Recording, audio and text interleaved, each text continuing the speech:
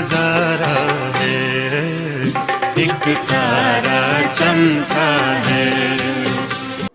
परमेश्वर ने इंसान को बनाया और उसमें सांस फूंक कर उसे जीवन दे दी कि वो बाकी सबसे अलग बोलने वाला जीव हो, ताकि परमेश्वर से एक क्लोज रिश्ते में रह सके। केवल हम ही हैं इस धरती पर जो उस ऑलमाइटी परमेश्वर की आराधना कर सकते हैं और उनकी आवाज सुन और समझ सकते हैं। इमैनुअल का हमारे जीवन के लिए क्या महत्व है, आज हम इसी विषय पर बात करेंगे। शुरू करते हैं परमेश्वर के वचन से। परमेश्वर इंसान बन गए ताकि हम सबके साथ रह सकें, ताकि हमें हर दिन आशीषित कर सकें। इमैनुअल का हमारे जीवन में आना हम सब के लिए एक अद्भुत आशीष का कारण है। सोजो एंड शलोम टीम की तरफ से हम आप सबको ये बड़ा दिन मुबारक कहते हैं। सचमुच ये दिन हमारे जीवनों में अद्भुत आशीषों वाला हो। We wish you all a wonderful Merry Christmas and all the days of your life be blessed in the Lord।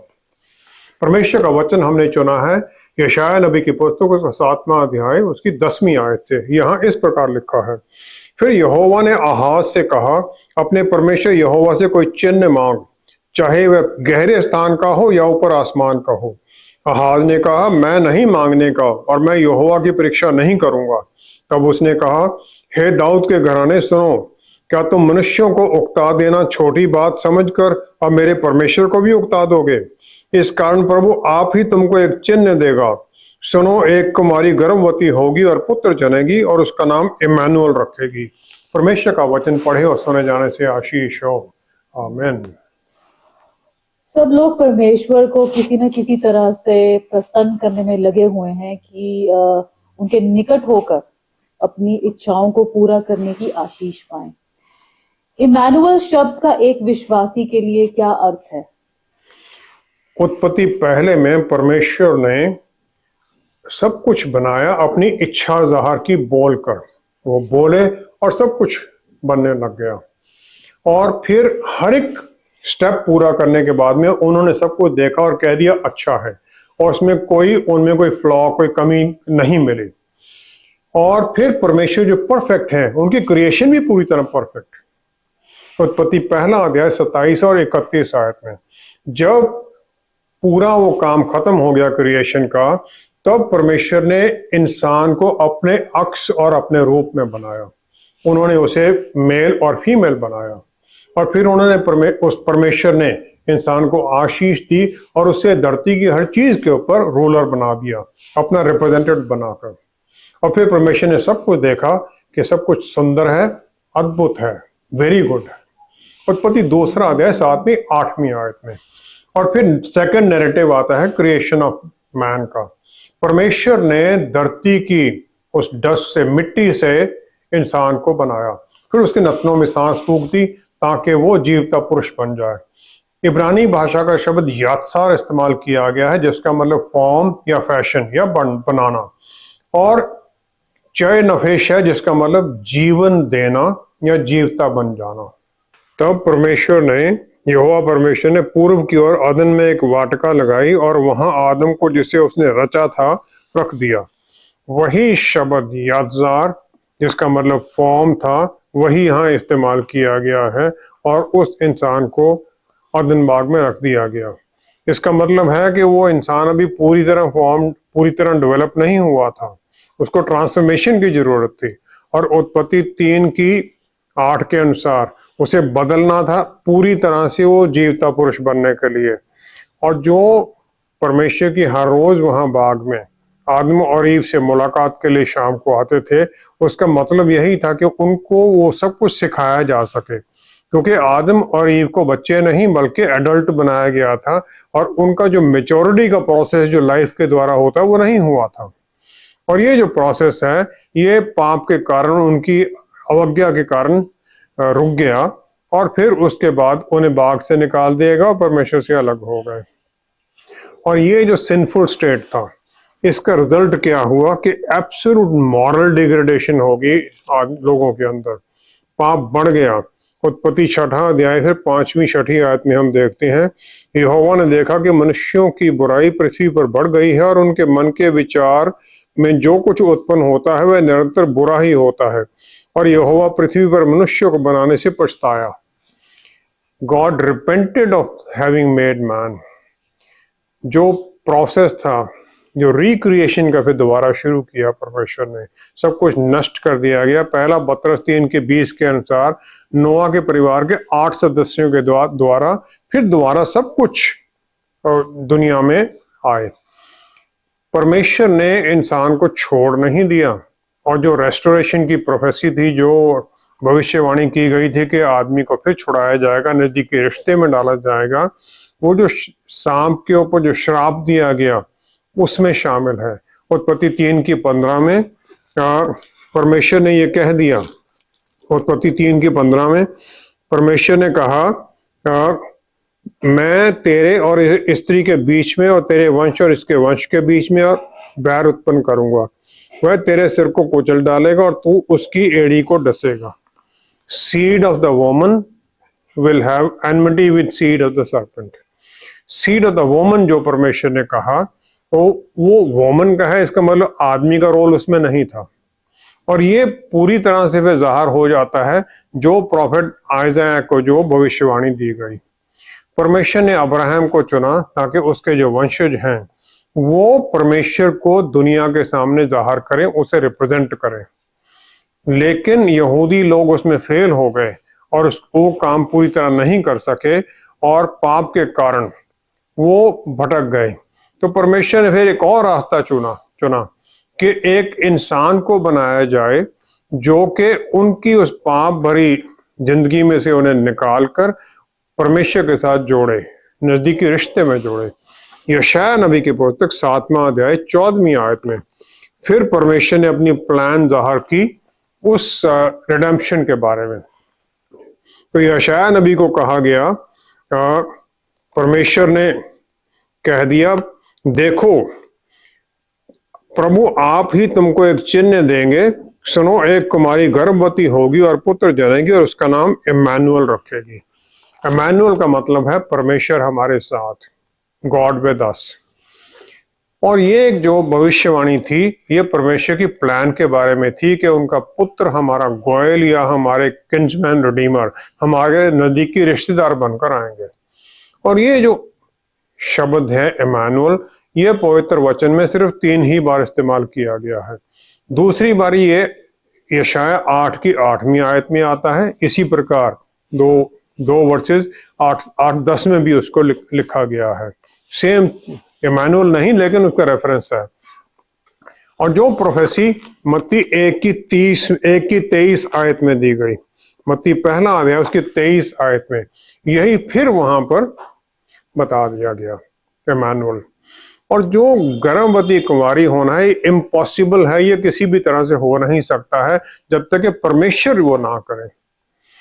परमेश्वर होते हुए पवित्र हैं और धर्मी हैं, और वो इंसानों के बीच में उस धार्मिकता, उस परिस्थिति में नहीं रह सकते थे, ना ही हमारे वो नजदीकी रिश्ते में आ सकते थे।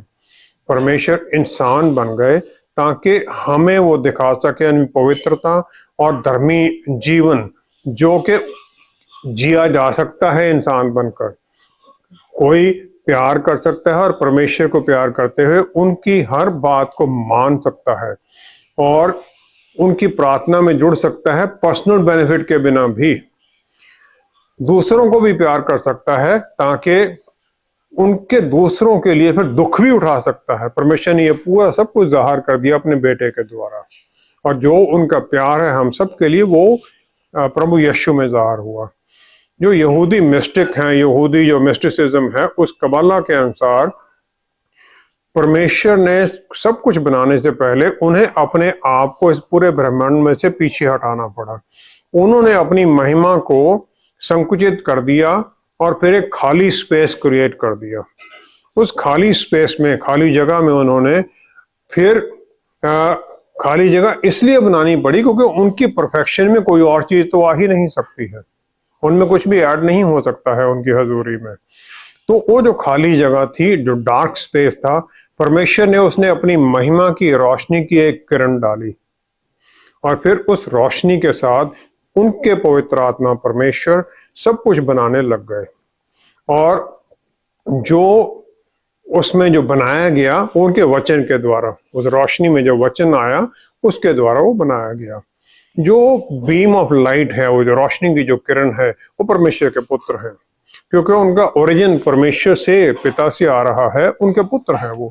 और क्योंकि सोर्स वही है तो उनकी एग्जैक्ट लाइकनेस भी है, उनके जैसे ही हैं।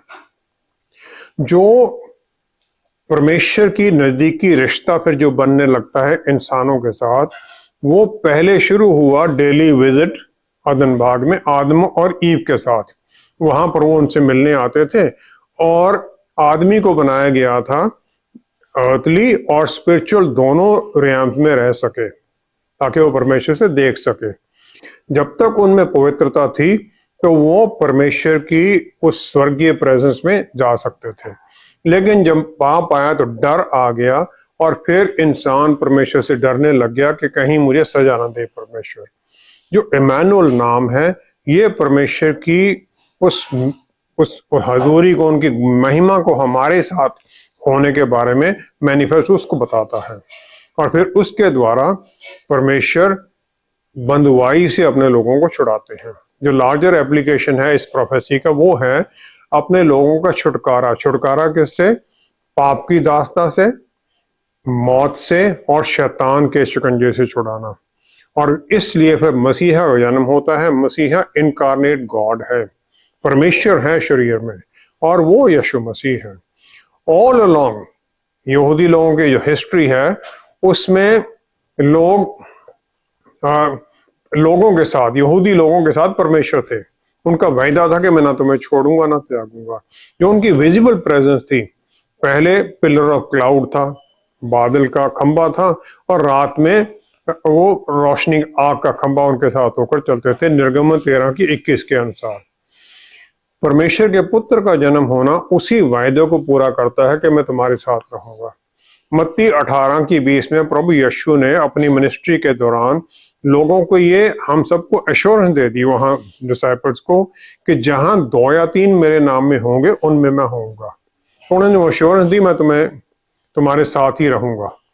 और वो जानते थे कि जो आदमी की प्रवृत्ति है वो पाप भरी है, और इसलिए वो और भी उन्हें आगे आशीष देते हैं। यूहन्ना 14:16 से 18 आयत तक, कि मैं तुम्हें अकेले नहीं, अनाथ नहीं छोड़ूंगा, मैं तुम्हारे पास आऊंगा।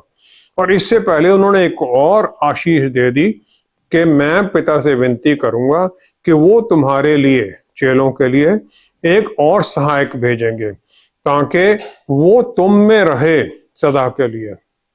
परमेश्वर ने ये फैसला कर लिया था कि पाप की प्रवृत्ति में इंसान कभी भी परमेश्वर के ऊपर फोकस नहीं रख सकता है, वो गिरता ही रहेगा। इसलिए उन्हें पाप में और बुराई से छुड़ाने के लिए उनके लिए एक सहायक की जरूरत है, जो उन्हें बल दे, उन्हें गाइड करे, उनके साथ वो अंदर हो। पहले परमेश्वर बाहर थे, अब अंदर आ गए। परमेश्वर इमानुएल बन गए, पहले फिजिकल फॉर्म में अपने पुत्र के रूप में, और फिर वो हमारे अंदर आ गए पवित्र आत्मा के रूप में, ताकि हमारे साथ रेगुलर, लगातार कॉन्वर्सेशन, बातचीत होती रहे, हम उनके साथ फेलोशिप में रहें, और फिर दिन प्रतिदिन हम उनके अक्सर रूप में बदलते जाएं, उनके बेटे के अक्सर रूप में, क्योंकि वही सही इंसान का इमेज है। उसमें बदलने के लिए फिर हमें इमानुएल मिलते हैं, इमानुएल दुनिया में आ जाते हैं। परमेश्वर का इस तरह हमारे साथ होने का किसी के जीवन में क्या अंतर लेकर आता है? जो ये भविष्यवाणी थी यशाया नबी के लिए, इसका मतलब क्या था? यशाया 7 में जो भविष्यवाणी दी गई वो राजा आहाज को दी गई थी, जो कि यहूदा का सबसे दुष्ट राजा था। असीरियन अंपायर उस समय बलवान होता जा रहा था, और सीरियन और इजराइल जो नॉर्दर्न किंगडम था, उन्होंने यहूदा के साथ मिलकर एक कोalition बनाने की कोशिश की, लेकिन आहाज वेवर कर रहा था, नहीं मान रहा था, और फिर उन्होंने उसी के ऊपर हमला करने का फैसला कर लिया। यशाया नबी ने जो ये भविष्यवाणी की यशाया 7:11 में, उन्होंने आहाज से कहा, यहोवा ने आहाज से कहा, अपने परमेश्वर यहोवा से कोई चिन्ह मांग, चाहे वो गहरे स्थान का हो या ऊपर आसमान का हो। आहाज ने कहा मैं नहीं मांगने का, और मैं यहोवा की परीक्षा नहीं करूंगा। उसने चिन्ह नहीं मांगा, फिर भी वो चिन्ह दे दिया गया। जो इमानुएल के बारे में भविष्यवाणी थी वो एक आशा की किरण के रूप में दी गई थी। हालांकि आहाज ने विश्वास नहीं किया, जो भविष्यवाणी थी उस मुक्तिदाता की, वो इंसानियत के लिए सदा के लिए हो गई, भविष्य में प्रभु यीशु के बारे में हो गई। और जो अंधेरे का समय होता है उसमें वो बच्चा एक आशा की किरण लेकर आता है। मत्ती जो है रसूल, उनके लिए इसका क्या मतलब है? मत्ती 1:23 में उन्होंने यूसुफ का वो स्वप्न लिखा जिसमें के स्वर्गदूत ने उन्हें बताया, और फिर वहां मत्ती ने प्रभु यीशु के एक राजा के, यहूदियों के राजा के बारे में के तौर पर जाहिर किया। एक केयर करने वाला, प्यार करने वाला राजा जो कि उनके युद्ध लड़ता है और उन्हें दास्तां से छुटकारा देता है। पुराने नियम में एक प्रीस्ट होता था जो कि मीडिएटर था इंसान और परमेश्वर के साथ, और ताकि उनसे वो माफी मांग सके, उनसे आशीषें पा सके। मत्ती रसूल जो कि रोमन ऑफिशियल था, टैक्स कलेक्टर था, परमेश्वर का पुत्र, पवित्र है और स्पेशल है अपने लोगों को पाप की दास्ता से छुड़ाने के लिए, शैतान की दास्ता से छुड़ाने के लिए, और एक स्पेशल सेक्रीफाइस के द्वारा वो अपनी सेक्रीफाइस देते हैं जो उनके लिए फिर एक रास्ता खोल सकते हैं सीधा परमेश्वर के साथ बातचीत करने का। मत्ती ने जो लिखा वो इंजील उनकी, वो यहूदी ऑडियंस के लिए लिखी गई जो कि विश्वासी और नॉन विश्वासी दोनों यहूदी थे। उन्होंने प्रभु यीशु को दाऊद का पुत्र और अब्राहम की वंशावली वो सब कनेक्ट कर दिया ताकि दोनों को जो वायदे किए गए थे वो पूरे हों। वो एक रास्ता है जिसके द्वारा सब कौमें आशीषित होती हैं और जिनका राज्य सदा के लिए रहेगा। जो सरमन ऑन द माउंट है उस पर प्रभु यीशु ये जाहिर कर देते हैं कि किस प्रकार हम स्वर्ग राज्य के हिस्सा बनते हैं। मत्ती के लिए वो परमेश्वर है, इनकारनेट, देहधारी हुआ और इंसानों के बीच में रहते हैं। मत्ती 1:23 के अनुसार वो पवित्र आत्मा परमेश्वर द्वारा एक कुंवारी कन्या में जन्म लेते हैं, इमैकुलेट कंसेप्शन। मत्ती 1:20 के अनुसार गॉस्पल इस प्रकार जो है वो मत्ती का गॉस्पल इंजील स्वर्ग राज्य के बारे में और परमेश्वर के राज्य के बारे में सबको ज्यादा बताता है दूसरे इंजील के बनिस्बत। जो मत्ती की जो थीम वर्स है वो अपोस्टल मैथ्यू जो वो लिखते हैं वो है पहला अध्याय 21 आयत में। वो यूसुफ को जो स्वर्गदूत ने संदेश दिया, वह पुत्र जनेगी और तो उसका नाम यीशु रखना, क्योंकि वह अपने लोगों को उनके पापों से उद्धार करेगा, उन्हें पापों से छुटकारा देंगे। और उनके लिए प्रभु यीशु पुराने नियम में जो बताए गए थे वो सब उनकी जो भविष्यवाणी उनको पूरा करते हैं धार्मिकता के बारे में, उनकी शिक्षाओं के द्वारा, और किस प्रकार धर्मी रहा जा सकता है, और फिर उनकी मृत्यु और उनके जी उठने के द्वारा वो सब भविष्यवाणियां पूरी हो जाती हैं। वो ये भी जाहिर करते हैं कि वो अपने लोगों से क्या चाहते हैं। मत्ती 28:19 में कहते हैं जाओ चेले बनाओ, वो भी मत्ती लिख देते हैं। इमैनुअल का मेरे लिए और आपके लिए क्या मतलब है? यशाया 6 अध्याय 5वीं आयत में यशाया नबी ने परमेश्वर की महिमा उनके भवन में देखी, और फिर यशाया ने कह दिया, यशाया 6 अध्याय उसकी 5वीं आयत में, हाय हाय मैं नष्ट हुआ क्योंकि मैं अशुद्ध होंठ वाला मनुष्य हूं, क्योंकि वो पाप के में रहने वाले लोगों में था। निर्गमन 33:20 में मूसा ने परमेश्वर से कहा अपनी महिमा मुझे दिखा। परमेश्वर ने उसे उत्तर दिया तू मेरा चेहरा नहीं देख सकता है क्योंकि कोई भी मुझे देखकर जिंदा नहीं रह सकता है। इमैनुअल परमेश्वर की महिमा, जो परमेश्वर है वो मुझे जाहिर करता है। एक परमेश्वर जो प्यार करते हैं, केयर करते हैं, जो समझते हैं मेरी कमजोरियों को और फिर माफी देते हैं। जिस प्रकार एक बच्चे को पिता उठा लेता है और जो भी गलतियां करता है उसे माफ करता है। मत्ती 10:10-11 आयत में जो मेरा इमैनुअल है वो मुझे शैतान के और उस चोर के शिकंजे से छुड़ाने के लिए आता है। जो चोर जो चुराता है, जो इनोसेंट हैं, जो अनसस्पेक्टिंग हैं, जो उनको मारता है, रिश्तों को और जीवनों को नष्ट करता है। इमैनुअल मुझे उससे छुड़ाता है। इमैनुअल मुझे जीवन देता है और वो भी बहुतायत का जीवन। उत्पत्ति 2:17 में आदम को वार्निंग देते समय परमेश्वर ने कहा जिस दिन तुम इस पेड़ का, अच्छे और बुरे के ज्ञान के पेड़ का फल खाओगे उसी दिन तुम मर जाओगे। लेकिन आदम 930 साल तक जीवित रहा, उत्पत्ति 5 के अनुसार। तो ये मृत्यु क्या थी? यूहन्ना 5:26 में प्रभु यीशु ने कह दिया, जैसे पिता में जीवन है इसी प्रकार उन्होंने पुत्र को भी आशीष दी कि उसमें भी जीवन है। परमेश्वर से अलग हो जाना, जो कि परमेश्वर जीवन का सोता है, उसके साथ अलग हो जाना आत्मिक मौत है। इम्मानुएल आते हैं मुझे वो जीवन देने के लिए। यूहन्ना 1:4 के अनुसार उनमें जीवन है और वो जीवन इस मनुष्य की ज्योति है। उनके द्वारा फिर मैं परमेश्वर के साथ फेलोशिप, नजदीकी रिश्ते में आ जाता हूँ, उनके परिवार का हिस्सा बन जाता हूँ, उनके स्वर्ग राज्य का सिटीजन बन जाता हूँ, और मेरे लिए फिर स्वर्ग में एक जगह तैयार कर दी जाती है। यूहन्ना 14 की पहली 2 आयत के अनुसार। जो उन्होंने मुझे जीवन दिया है वो वन टाइम फेलोशिप नहीं है, बहुतायत की है। क्योंकि जिस प्रकार एक बच्चा अपने पिता के पास जब मर्जी जा सकता है, इसी प्रकार मैं भी उस पिता के पास जब मर्जी जा सकता हूँ, जितनी बारी जाना चाहूँ, जब मर्जी जाना चाहूँ। इम्मानुएल मुझे शैतानी ताकतों से छुटकारा और अंधेरे की ताकतों से छुटकारा ही नहीं देते हैं, पाप से छुटकारा ही नहीं देते हैं, बल्कि मुझे उन सब का सामना करने का बल भी देते हैं। लूका 10 की अनुसार, लूका 10 की 19 आयत के अनुसार, लूका 10 उसकी 19 आयत के अनुसार हम देखते हैं, उन्होंने कहा, मैं तुम्हें सांपों और बिच्छुओं का सर कुचलने का पर अधिकार देता हूं और कोई भी किसी भी तरह से तुम्हें नुकसान नहीं पहुंचा सकते। हर एक चाहता है परमेश्वर की तरफ और देखता है।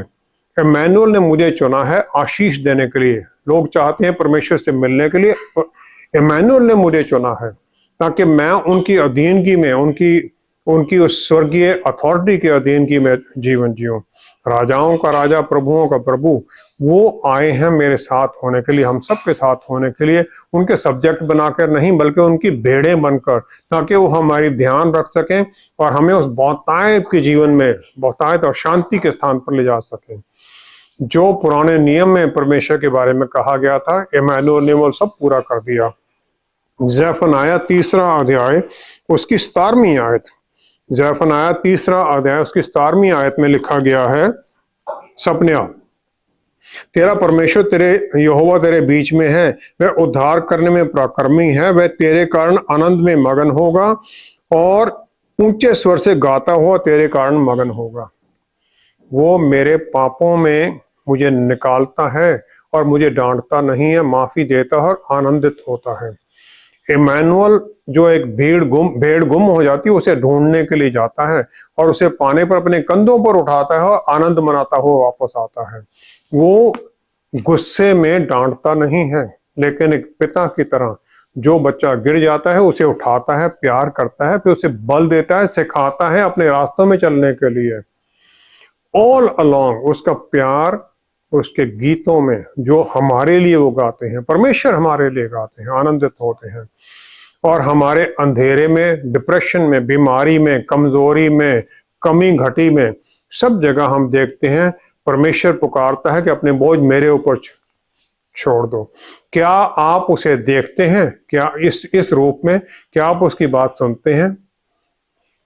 जब हम उसका जन्म का दिन मनाते हैं, क्या आप उसकी आवाज को सुनते हैं कि जाओ चेले बनाओ, किसी और को उस अंधेरे में से निकलने में सहायता करो?